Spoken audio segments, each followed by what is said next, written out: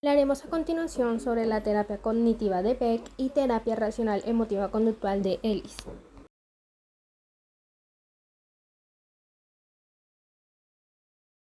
La terapia cognitiva de Beck. Buenas, mi nombre es Andrea Sierra y el día de hoy les estaré hablando acerca de la terapia cognitiva de Aaron Beck. Bueno, para empezar, Aaron Beck fue un psiquiatra y profesor estadounidense, quien a su vez fue uno de los máximos exponentes de la psicología y el padre de la terapia cognitiva. La terapia cognitiva de Aaron Beck, o también conocida como terapia cognitivo-conductual, es un enfoque psicoterapéutico que se centra en identificar y cambiar los patrones del pensamiento negativos o distorsionados. Esta a su vez se basa en la idea de que nuestros pensamientos influyen en nuestras emociones y comportamientos. Dentro de esto se dan 6 conceptos de modelos. El primero es la pérdida, pasado de la esfera, luego viene de la esfera personal, luego vienen los esquemas, los modos y la tríada cognitiva. Como lo había dicho anteriormente, son 6 modelos. Entonces vamos a empezar con el primero, que es la pérdida. Bueno, la pérdida en el contexto de la psicoterapia cognitiva desarrollada por Aaron Beck, se refiere a la idea de que muchos de nuestros trastornos psicológicos y emocionales se basan en el pensamiento negativo o distorsionados acerca de la pérdida, o sea, ya sea sea la pérdida real de algo o de alguien, o la percepción que tengamos nosotros de pérdida, porque estos pensamientos pueden incluir creencias que uno es incapaz de recuperarse de aquella pérdida que se tiene, ya que la pérdida es algo insoportable que nunca se podrá superar. Pasado esto tenemos la esfera personal, y aquí nos habla acerca de aquellas cosas que nos sirven para encontrar sentido a nosotros mismos y a lo que nos rodea. En esta forma está formada en un grado progresivo de abstracción por el concepto que tenemos de nosotros mismos. Esto a su vez son atributos físicos y características. Es por tanto que la esfera nos define como personas que marcan la diferencia entre nosotros y los demás, como características que poseemos y que nos hacen únicos. Pues dentro de esto también están las reglas, que son patrones cognitivos relativamente estables, que nos dicen cómo debemos reaccionar ante cualquier situación o hecho que nos ocurra. Esto nos permite interpretar más o menos o igual un grupo de situaciones o situaciones. Estas reglas también se forman desde la niñez como fruto de las experiencias concretas y forman parte de la herencia social. Estas son creadas pues a través de las observaciones que hacemos nosotros mismos. Y además de eso tenemos los esquemas, que los esquemas son la noción, los esquemas son la noción de esquemas que fue desarrollada por Piaget en 1926, pues para explicar los procesos de pensamiento en los niños. Los esquemas provienen en gran medida de las experiencias previas de aprendizajes y pueden permanecer pues latentemente hasta ser activadas pues por un evento significativo que se interactúa con ellos. Para Beck, los esquemas son construcciones mentales, subjetivas más o menos estables y que actúan como filtro pues a la hora de percibir el mundo por parte del individuo.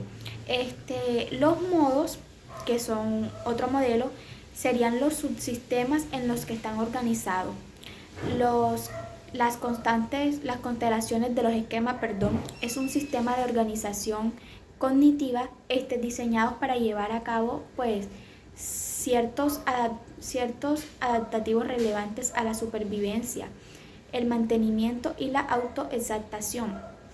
Pues básicamente el modo ha sido un concepto propuesto pues que busca explicar la complejidad de los trastornos psicológicos. Y por último tenemos la tríada cognitiva.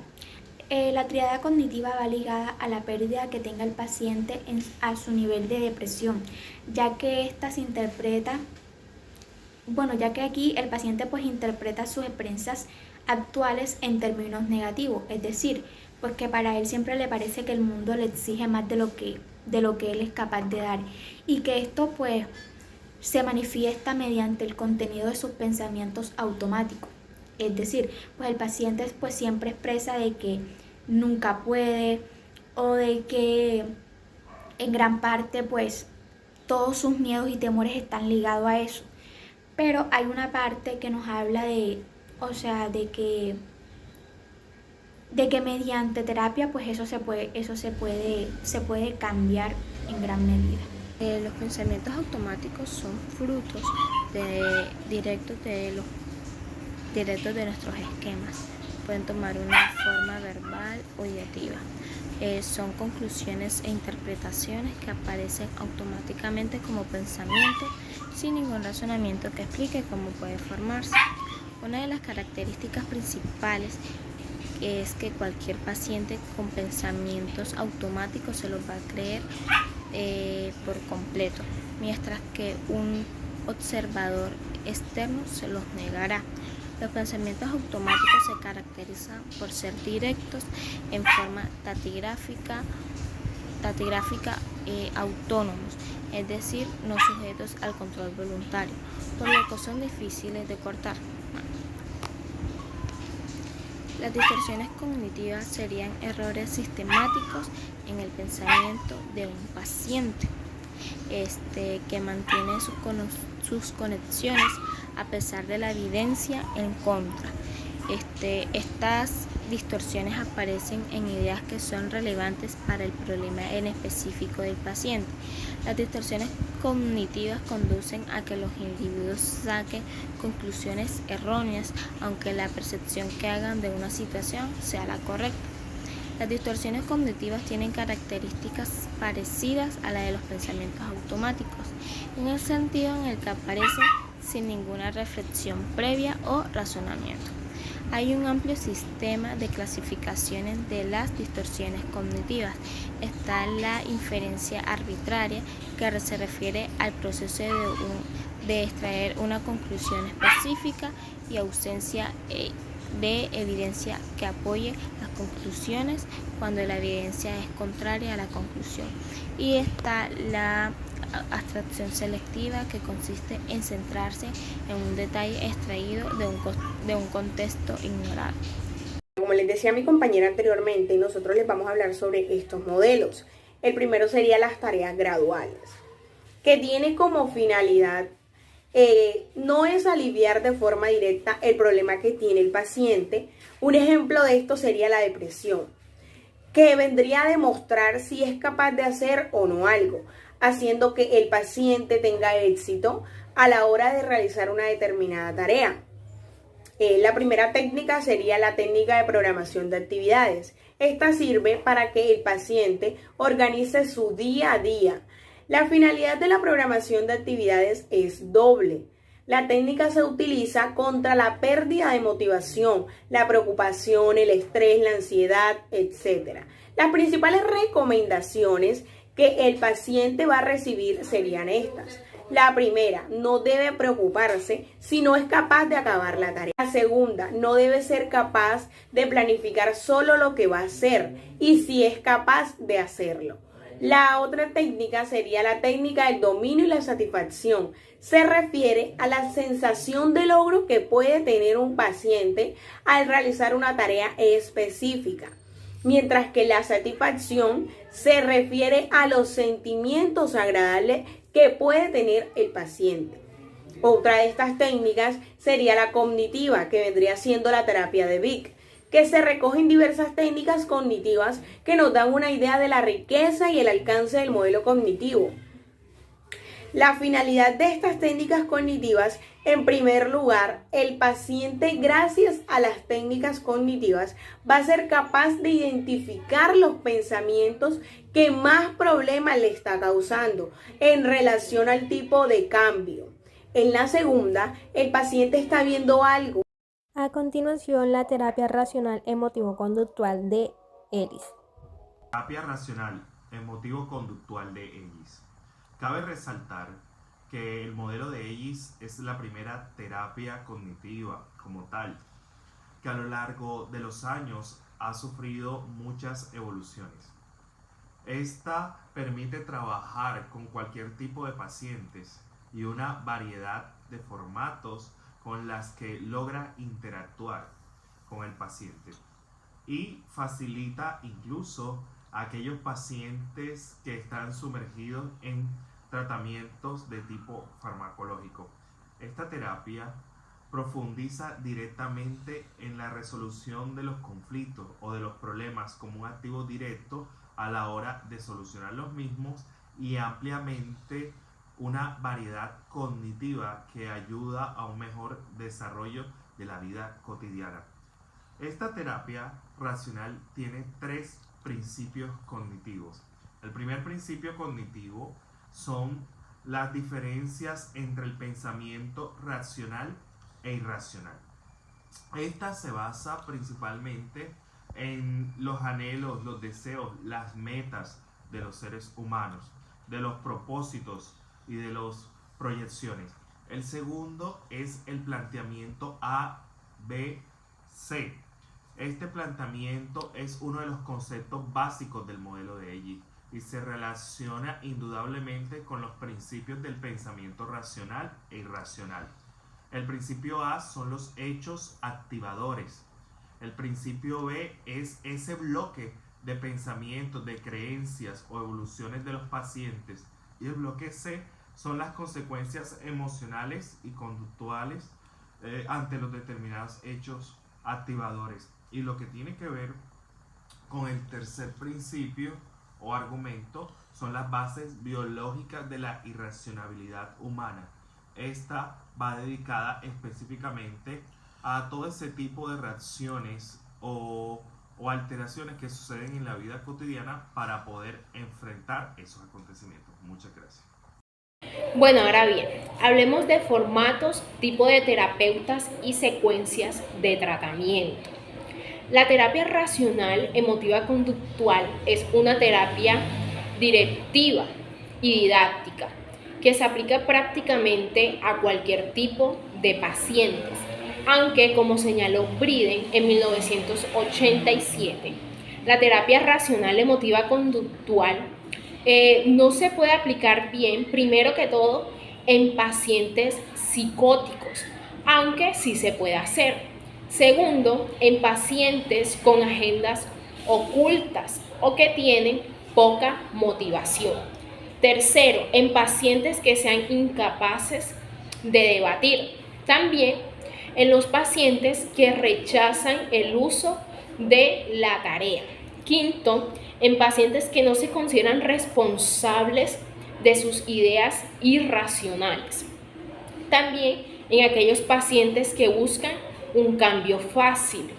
Y por último, no se puede aplicar en aquellos pacientes que buscan cambios en nivel A o de hecho activadores y sin embargo no quieren buscar cambios en nivel B o a nivel de las creencias.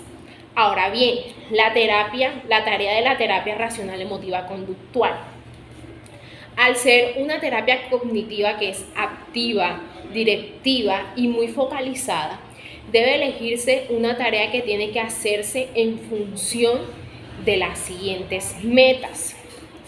Primera de ellas es intentar cambiar una conducta disfuncional o establecer una conducta adaptativa.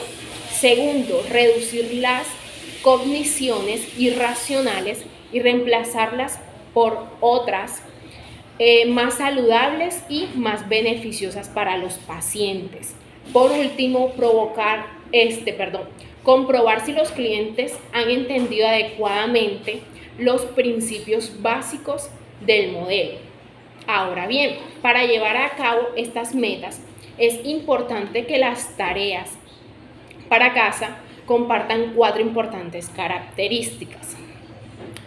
La primera de esas características es la consistencia, Es decir, hay que diseñar una tarea que sea una continuación natural y lógica del tema específico que ya se haya tratado en la sección.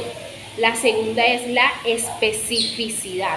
Esto quiere decir que las tareas deben prescribirse con un nivel suficiente de detalle y con instrucciones muy claras para el paciente. Tercera, seguimiento sistemático.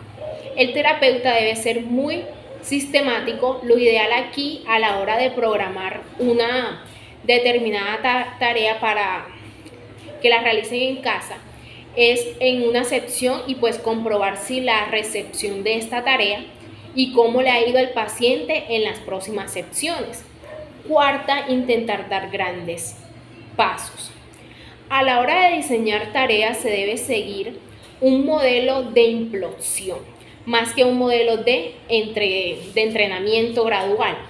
Es decir, el terapeuta va a pedir al paciente y lo va a animar para que en lugar de ir poco a poco, se esfuerce lo más posible. Ok, hablemos ahora de las características del terapeuta racional emotivo conductual. Es importante tener en cuenta las características deseables de un terapeuta que practique esta terapia, dado que los terapeutas que quieren utilizar la TREC deben poseer la filosofía para la vida racional que ofrece el modelo de Ellis propone y al menos sentirse cómodo con ellos. Estas serían las características positivas de un terapeuta racional emotivo conductual. Les voy a mencionar algunas de ellas. La primera es un alto nivel de inteligencia. Segundo, un interés vital en ayudar al cliente usando pues muchos métodos. Tercera, ser competente y no buscar a toda costa la aprobación del paciente. Cuarta, utilizar los métodos de la terapia en su propia vida. Y una última podría ser la combinación de que el método científico no solo sirve para la investigación, sino también para resolver los problemas humanos. Esas fueron algunas características positivas, pero ahora bien, hablemos de las características negativas de un terapeuta racional emotivo, aquellas que no debe tener pero son igual de importantes y son las siguientes. Ir muy rápido en la terapia, forzar mucho al paciente, saltar de un problema a otro sin acabar de tratarlo. Tratar solamente síntomas de primer orden y no de segundo orden. Por ejemplo, el miedo al miedo. La otra, tener una baja tolerancia a la frustración y no saber disputar bien. No evaluar adecuadamente las habilidades sociales de los pacientes cuando se les pide que realicen determinadas tareas. Y por último, guiarse solo de sus hipótesis y no escuchar a los pacientes. Ahora bien, las secuencias básicas de tratamiento. En este cuadro que ustedes pueden ver en pantalla les estoy proyectando 13 pasos básicos de la secuencia de tratamiento que se podría reducir a 6. En primer lugar, la terapia debe ser capaz de ofrecer la justificación de la terapia y cuáles son las bases teóricas para ellos. En segundo lugar, debe ser capaz de explicar el ABC, las implicaciones de este y cómo se va a tratar con el paciente. En tercer lugar, el terapeuta debe ser capaz de establecer metas racionales e irracionales. En cuarto lugar, debe saber elegir adecuadamente el método de tratamiento, orientados. En quinto lugar, debe someter a debate continuo las premisas del paciente. Y por último, debe ser capaz de preparar al paciente para darle de alta y anticipar los posibles problemas que éste va a tener en un futuro. Ok, hablemos de principales técnicas de la terapia emotiva conductual. Ellis plantea los siguientes bloques de técnicas. Por un lado, los métodos cognitivos, en donde se incluirá la disputa de creencias irracionales. También los métodos experienciales, donde se incluirá, por ejemplo, los ejercicios para atacar la vergüenza o la imaginación racional, emotiva. En tercer lugar, emplearían métodos conductuales, donde, por ejemplo, recoge la aplicación dentro de un modelo de técnicas, como la de la civilización sistemática o las técnicas de exposición. En cuarto lugar, utilizarían métodos de solución de problemas siguiendo el planteamiento que hacen.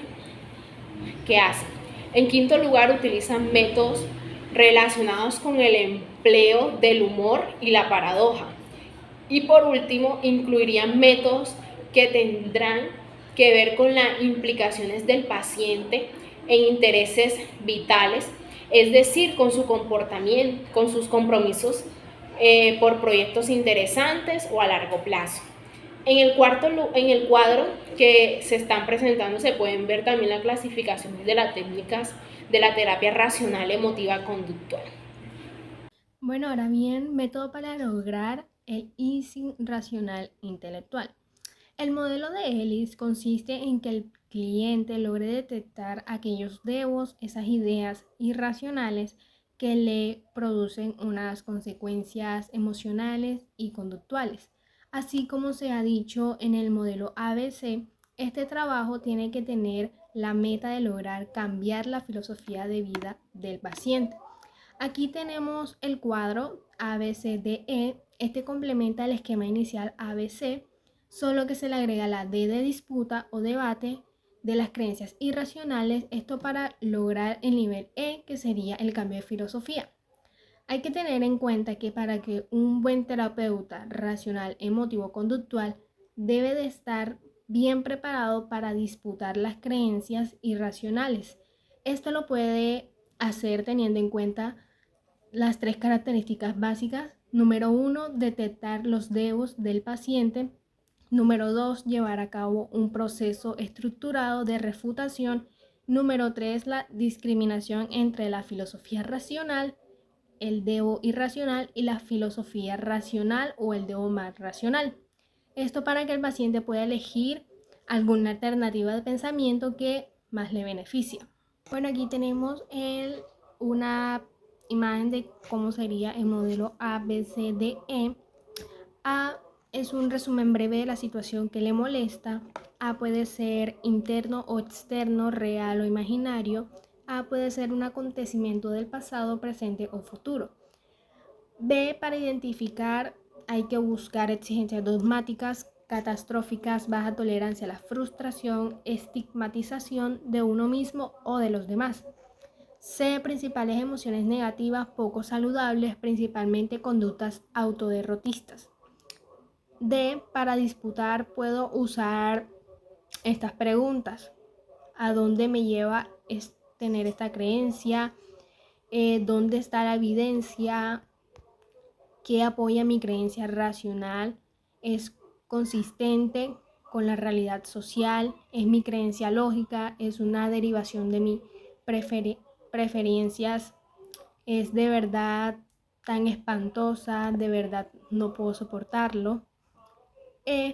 Para pensar de forma más racional, busca preferencias no dogmáticas, evaluar lo malo, alta tolerancia a la frustración, no estimar de forma global el sí mismo y a otros. Las emociones negativas saludables incluyen malestar, preocupación, fastidio, tristeza, pensar en frustración. Como se puede ver a continuación, el grupo de Ellis ofreció 6 preguntas que se pueden utilizar para la refutación. Tenemos el diálogo socrático. Aquí se plantea que el paciente sea capaz de madurar y movilizar sus recursos y reflexionar sobre las problemáticas que la atormentan. Número 1, un argumento de tipo lógico. Número 2, argumento de reflexión empírica.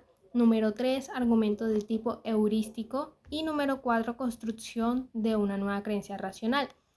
Tenemos también las disputas didácticas, Es un tipo de reflexión o aprendizaje que tiene el paciente gracias a sus reflexiones y argumentos, ideas irracionales, y tendríamos también 4 de estas disputas. Número 1 sería disputa didáctica abstracta de tipo lógico, disputa didáctica de tipo empírico, disputa didáctica de tipo heurístico, construir de manera didáctica una creencia racional alternativa de tipo abstracto. Podemos encontrar 3 áreas importantes donde se ha utilizado la terapia racional emocional conductual. Número 1, autoculpabilización. El paciente tiene que comprender que entre más se culpe, sus conductas van a seguir siendo las mismas. El segundo argumento para seguir trabajando la autoculpabilización es que el paciente llega a perdonarse por sus errores. Un tercer argumento de autoculpabilización es que distrae la atención de las personas. Lo que debe hacer el paciente es plantearse de cómo puede comportarse de otras maneras. Por eso hay que revisar los errores que haya cometido en el pasado para así usar técnicas que demuestren eficacia para que se produzca una conducta positiva. Y el último argumento es que el paciente tiene que entender que no es racional juzgarse a uno mismo, sino si uno es bueno o mala persona. El ser humano va más allá de todo lo que podemos decir de forma racional. Sobre las acciones del ser humano son juicios sobre ciertas conductas, más no juicios sobre la persona. El modelo de Ellis es consistente en que el paciente debe hacer entre el acto y la persona que comete este acto. Esta separación es la mejor manera de combatir la autoculpabilización. Y las 3 difusiones emocionales es sentirse culpable, sentirse inferior y tener reacciones depresivas. Tenemos la segunda área, es de dejar para mañana lo que tenemos que hacer hoy. Cuando posponemos tareas o actividades difíciles puede llegar a ser doloroso. Job comenta que las tareas difíciles son como semillas, crecen las raíces, se hacen más profundas y se generalizan a áreas cada vez más amplias. Si no las afrontamos en el momento que las detectamos, un ejemplo de esto son las personas poco disciplinadas. Estas personas no soportan la frustración, por eso cualquier acción que quite la frustración va a ser la primera elegida. Por último tenemos el perfeccionismo.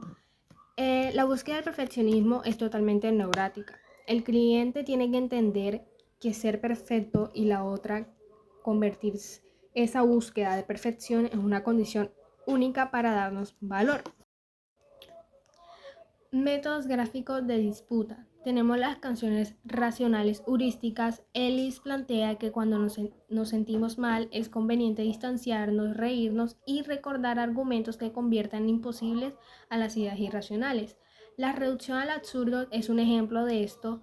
Es cuando tenemos un cliente que nos dice que todo el mundo debe de quererme. O si no, sería una desgracia llevar esta idea racional al absurdo. Se supone hacer comprender al paciente la imposibilidad de ser amado por todo el mundo. Ahora bien, métodos para lograr el easing racional emocional. Ejercicios para detectar la vergüenza. Aquí se lleva al paciente para que se meta en una situación chocante, contradictoria, en donde experimente cuestiones para lograr cambiar su filosofía irracional. Ejercicios de toma de riesgo. Para trabajar en el paciente ya tuvo que haber pasado por un diálogo socrático para así dar argumentos a favor y en contra de la idea irracional. Aquí se le pide al paciente que haga algo que evite hacer porque le da miedo o teme las consecuencias. Un ejemplo de esto es una persona que le tiene miedo al fracaso. Entonces se le pide que vaya a una discoteca y logre hablar con 1 o 2 personas. Ensayos racionales. Aquí se describe un ensayo racional en donde se supone que el paciente va a trabajar a profundizar en los argumentos que han sido dados en una sesión.